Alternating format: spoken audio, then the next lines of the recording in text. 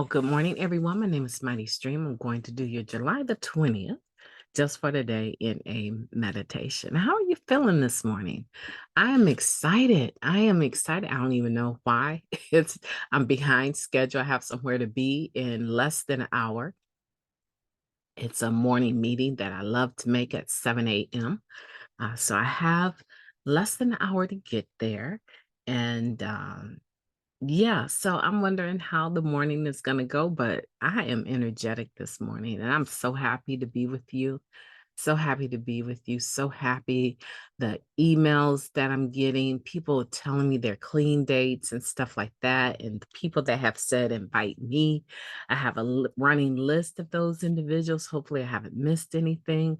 Uh, until that date comes, you can continue to put invite me in your replies down below so that I don't remember and I can always double check my list. We're going to have us a meeting. We're going to have us a real live in a meeting together. I think that is what I want to do. And I'm going to have some speakers. And if you are interested in being one of the speakers, I want for you, I realize that some of you will probably be on your way to bed or close to it when we do it.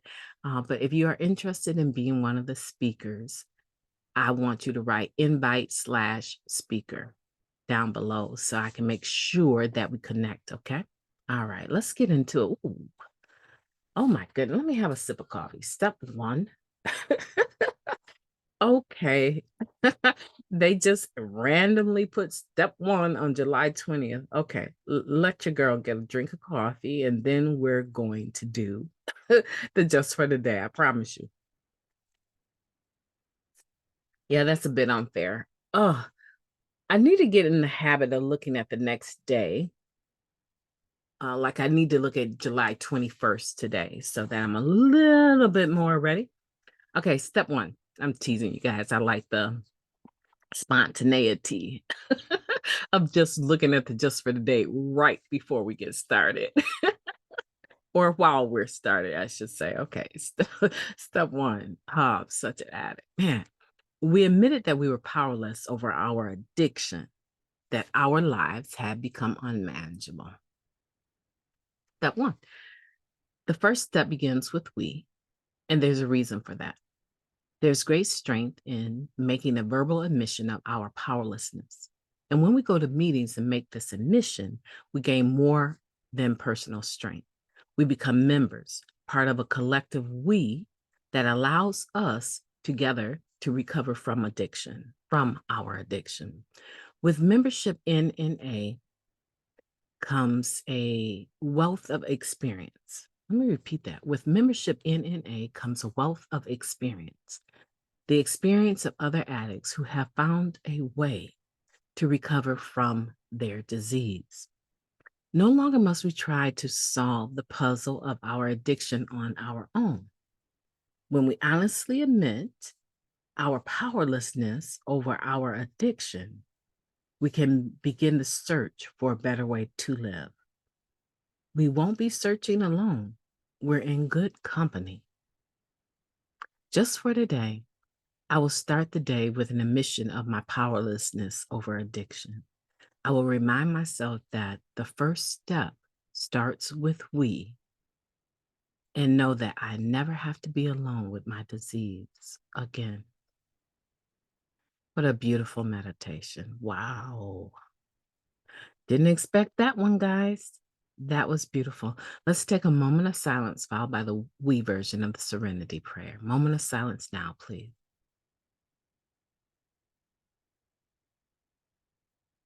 Thank you. God, grant us the serenity to accept the things that we cannot change, the courage to change the things that we can, and the wisdom to know the difference. That was a beautiful meditation. So, admittedly, I am shocked, not because it was just so beautiful, but suddenly my voice changed and I can't sip it away. I'm not really sure what's going on. It feels like I'm in an air tunnel and my voice is super, super, super, super low. Like I went to a base level that I don't even recognize as my own voice. Um, I'm just wondering if it's my hearing, right? For some reason, I feel like my left ear has just gone kaput. But I do have surgery coming up, so you guys can keep that in mind in September. September 20th, I will have a surgery. And you know where I will be September 20th before surgery? Right here with you guys. I'm going to spend that morning with you and do the same thing I've been doing for over a year with you, okay? Let's unpack this. Especially, I want to unpack this for individuals that are struggling with admitting their powerlessness over their addiction. So that's the individual that may be coming and going, right? Relapsing, the individual that is in treatment, or the person that is thinking about some behaviors that they want to engage in that will make them feel worthless, will make them feel, in a negative way about themselves. And they know that, but they're thinking about doing that behavior just one more time, just one more time. Now, let me do that one more time. Let me gamble all my money away one more time, just this one time. The weekend is coming. That person out there that is struggling with the powerlessness over their addiction and admitting that their lives had become unmanageable or is unmanageable. Okay. So here's the thing. Our mother program, AA, that's the mothership, right? It has a very interesting history. If you don't know our history, I want you to get a book called Miracles Happen. You can find it on, hopefully you can find it on in a website. I like to point you there first, but if not, you can get it. You can probably get it for cheap anywhere. You can probably get a used version of it on Amazon or anywhere else for that matter. It's called Miracles Happen. It's the history. I was looking for it so I could just grab it and tell you. But it's the history of Narcotics Anonymous.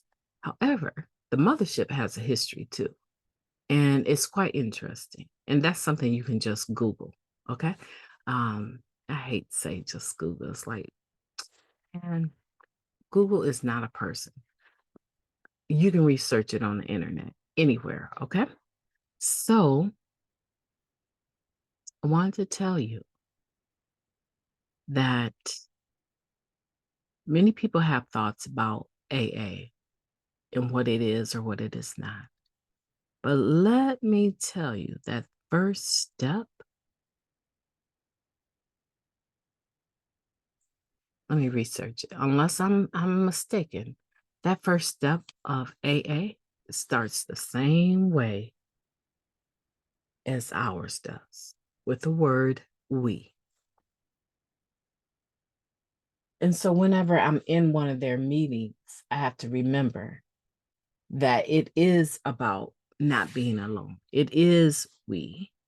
And that although I'll look at the differences, I need to focus on the similarities. And in order to focus literally, listen to me, please listen. In order to focus literally on the we, I have to look outside of myself. I don't know if you get what I'm putting down, but that is huge. That is a huge nugget. In order to focus on the we, right, you need to look outside of yourself.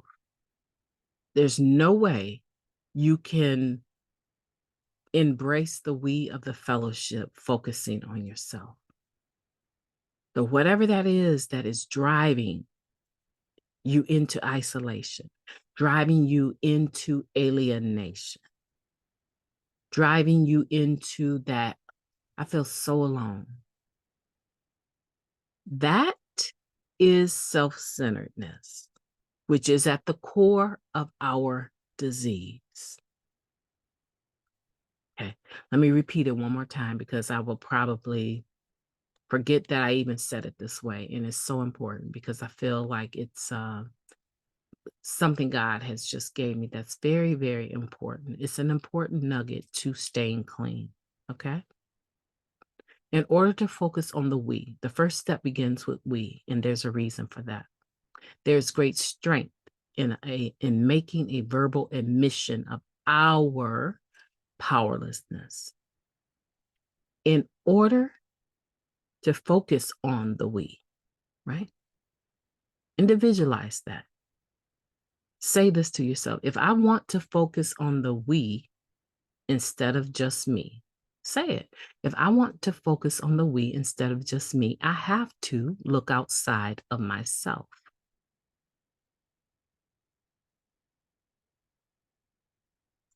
If I continue to be alone and look to myself for the answer, that is self-centeredness. And self-centeredness is at the core of my disease, a place that I do not want to be. Okay? You got to hold on to that. You got to grasp onto that. Let me take you a little bit further. Look down at your feet. Where you see your feet is where you stand. Now look for some other feet. Go ahead. Look for some other feet. Now, maybe there's no one else around you, and this won't work right now, right? But even in that, that is a message. If the only feet you ever see is your own, yourself is centered right there. That's all that you got to work with, right? If I want to engage someone else, I have to look to someone else. It's impossible to just work this program alone. That's why we say wherever two are, right? Two can make a meeting. It's physical, it's physiological, right? Rather, it's mental, it's spiritual, it's absolute. The we does not come in the self-centeredness. The we comes when it's one or more. Don't make me bring my English. Right? The we comes when there's one or more, plurality, right? Not I, but we. Okay.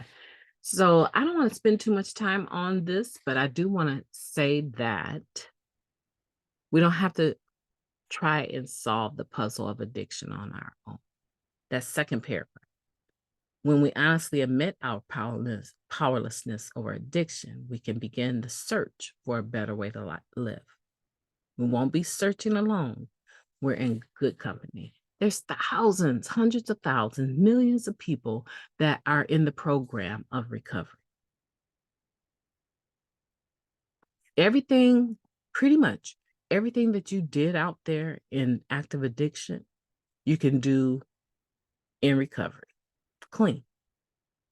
But mind you, now the stuff that you thought was so good, the partying, the hanging out, you can do all of that right here. There's a gentleman this Saturday.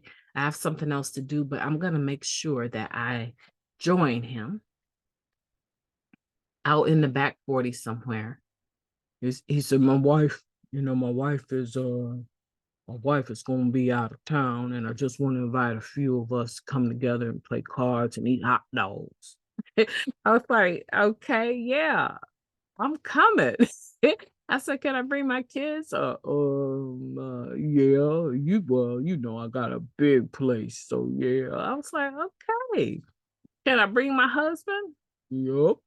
So I was like, okay, so even if it's only 30 minutes, I don't have any intention of hanging out in the back 40 grilling barbecue over pieces of wood. I'm not going, I just don't have that comfort level.